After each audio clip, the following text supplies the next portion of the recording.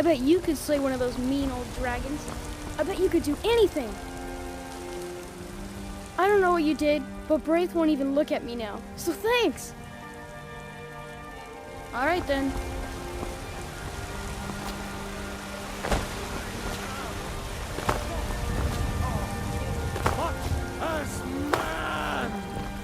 What is it?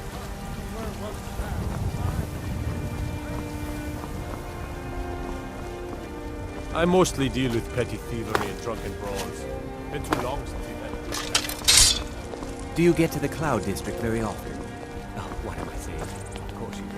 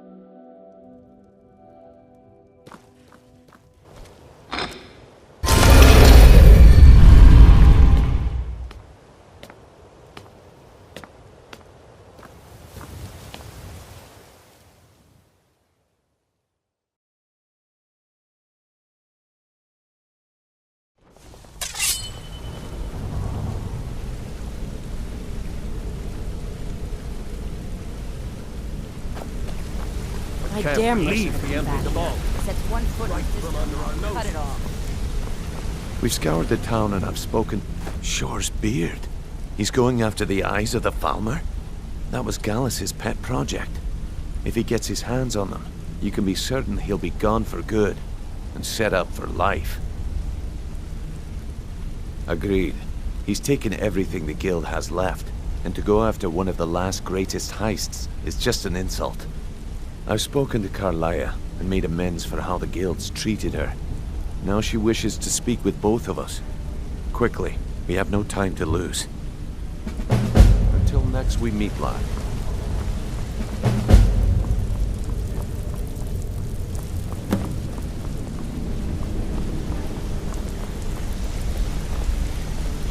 I promise you, all your questions will be answered. You just have to trust me.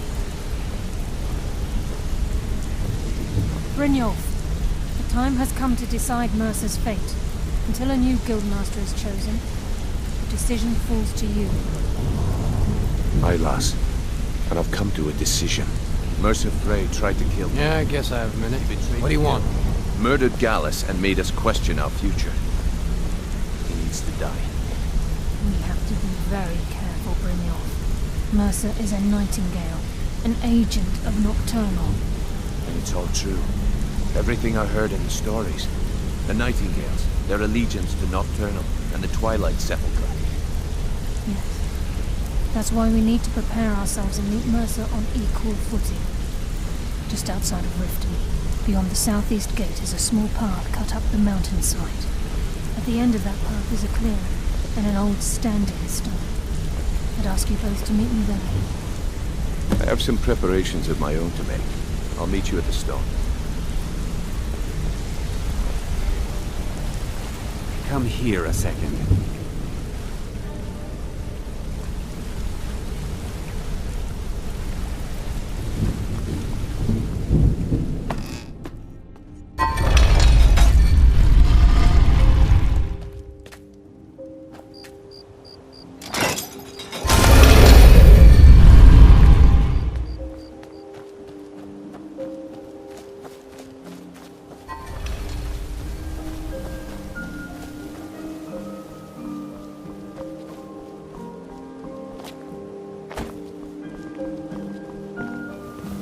to be an adventurer like you.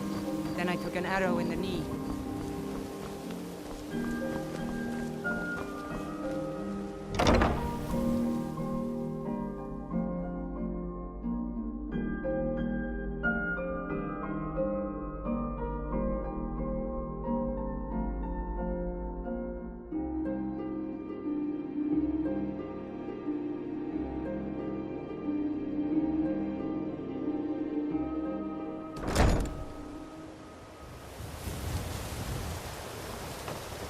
Trouble?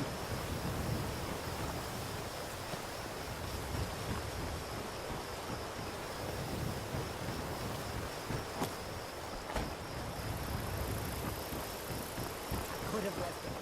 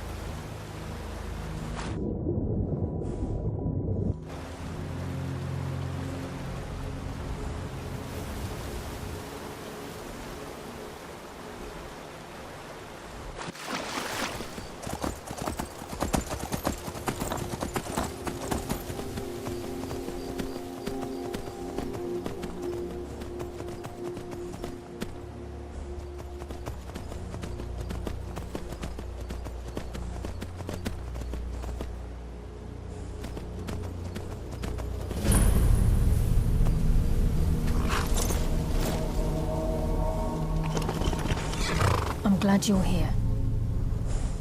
This is the headquarters of the Nightingales, cut into the mountainside by the first of our kind.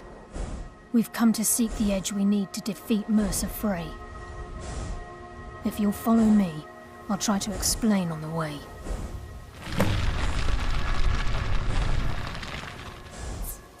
This way, please.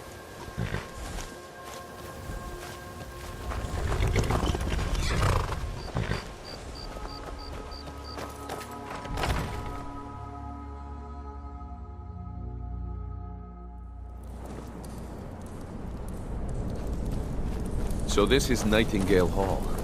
I heard about this place when I joined the guild, but I never believed it existed. The assumption that the Nightingales were just a myth was seeded within the guild on purpose. It helped divert attention from our true nature. What's wrong with enough? I can almost hear your brow furrowing. I'm trying to understand why I'm here, lass. I'm no priest, and I'm certainly not religious. Why? Me? Then about religion, it's business.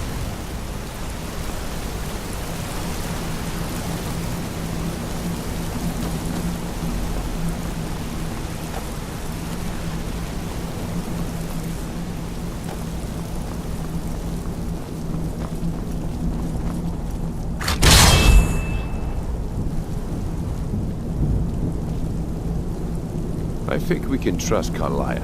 Let's see what she's on about.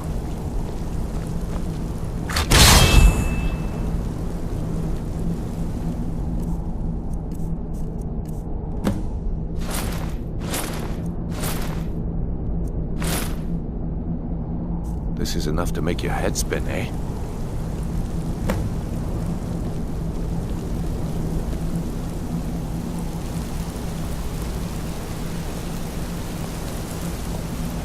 You appear ready for the oath.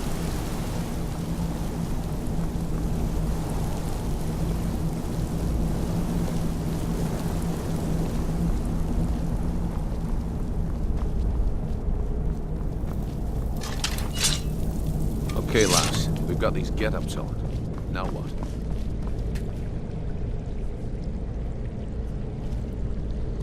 Whoa there, lass. I appreciate the armor, but becoming a nightingale, that was never discussed. To hold any oath of defeating Mercer, we must have Nocturnal at our backs. If she's to accept you as one of her own, an arrangement must be struck. What sort of arrangement? I need to know the terms. The terms are quite simple, Brynjolf. Nocturnal will allow you to become a nightingale and use your abilities for whatever you wish. And in return, both in life and in death, you must serve as a guardian of the Twilight Sepulchre. Aye, there's always a catch. But at this point, I suppose there isn't much to lose. If it means the end of Mercer Frey, you can count me in. What about you? Are you ready to transact the oath with Nocturnal?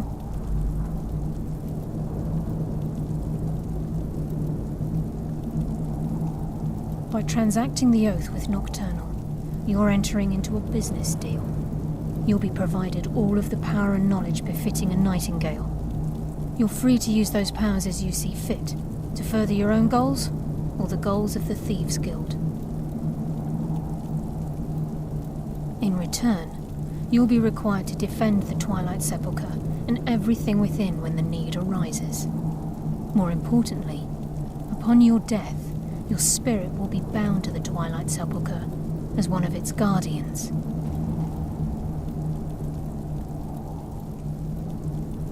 Once the oath has been struck, the terms are binding. Knowing this, are you ready to undergo the ceremony? Good. After I open the gate, please stand on the western circle.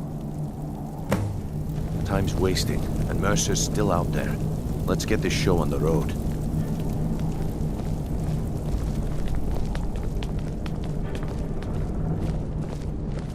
This is enough to make your head spin, eh? We'll speak when the oath is complete.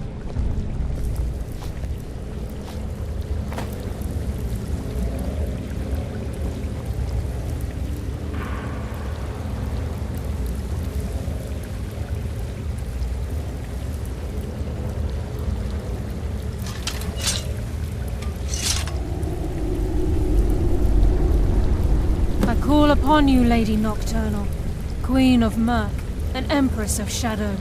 Hear my voice. Ah, Carlia. I was wondering when I'd hear from you again. Lose something, did we? My lady, I've come before you to throw myself upon your mercy and to accept responsibility for my failure. You're already mine, Carlia. Your terms were struck long ago. What could you possibly offer me now?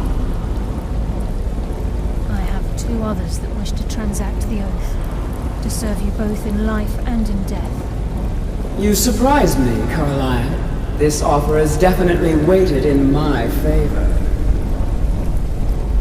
My appetite for Mercer's demise exceeds my craving for wealth, Your Grace. Revenge. How interesting. Very well. The conditions are acceptable. You may proceed. Lady Nocturnal, we accept your terms.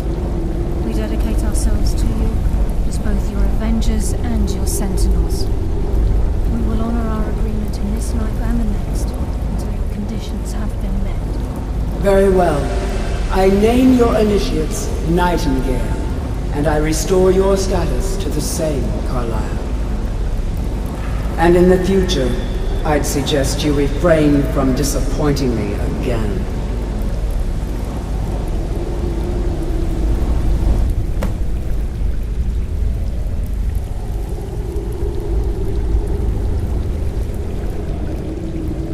I suggest you Now talk to that you've Carlyle transacted first. the oath, She has some it's news time to that will reveal turn the your final stomach. piece of the puzzle to you. Mercer's true crime. Mercer was able to unlock the Guild's vault without 2 keys because of what he stole from the Twilight Sepulchre, the skeleton key. By doing this, he's compromised our ties to Nocturnal and, in essence, caused our luck to run dry. Well, yes, but the key isn't only restricted to physical barriers. All of us possess untapped abilities, the potential to wield great power securely sealed within our minds. Once you realize the key can access these traits, potential becomes limitless.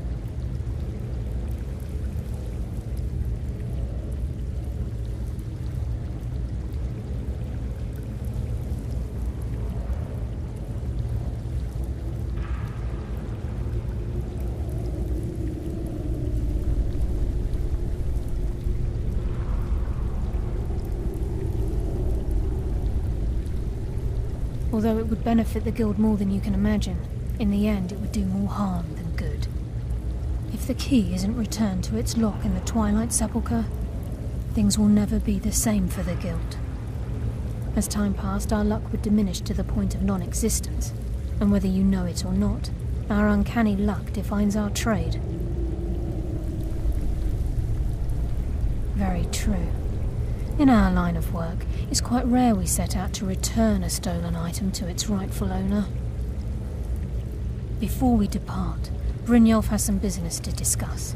I suggest you listen to him. Listen, lad. There's one last piece of business we need to settle before we go after Mercer. The leadership of the... Listen, lad. There's one last piece of business we need to settle before we go after Mercer. The leadership of the Guild. Carlyle and I had a long discussion before you arrived here. Thanks to your efforts, Mercer's treachery has been exposed. After we deal with him, all that remains is restoring the Guild to its full strength. As a result, we both feel that you have the potential of replacing Mercer as leader of the Thieves' Guild.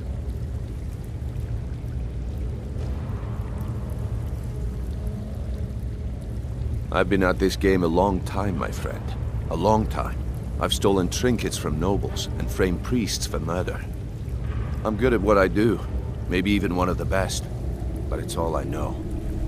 I've never been one to lead. Never desired it, never cared for it. Don't want it.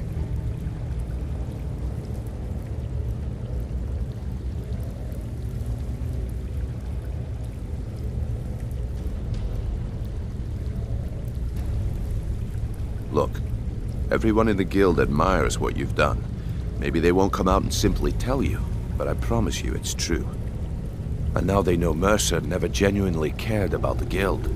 He lacked the loyalty you obviously possess. I can't think of anyone better.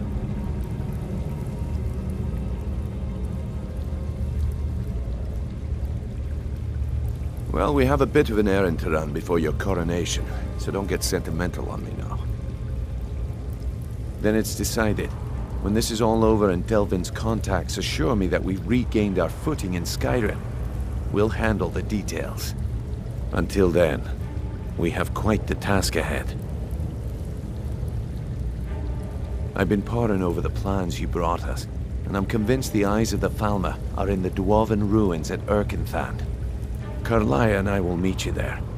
Prepare yourself, lad. This will be a fight to remember.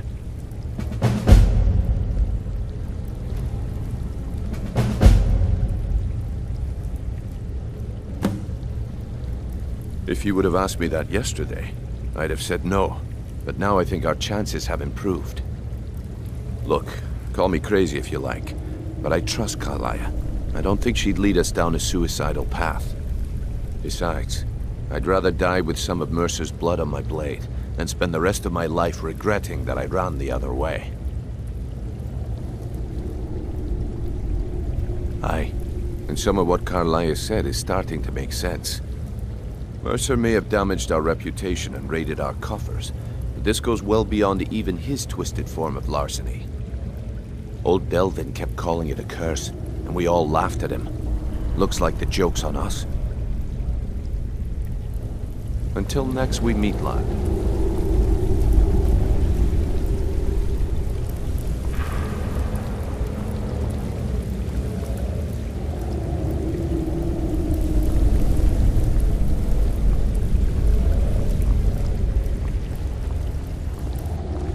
Sorry, lad. I've got important things to do. We'll speak another time.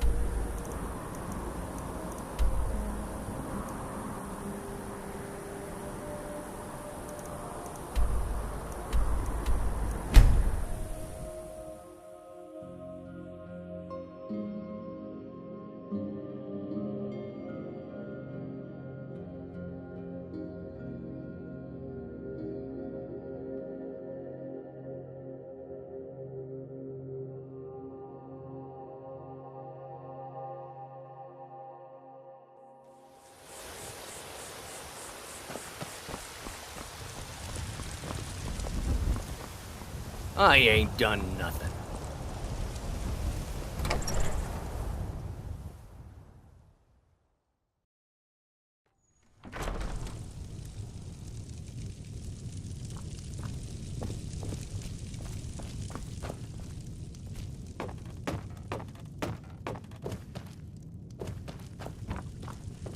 What do you need, my Thane?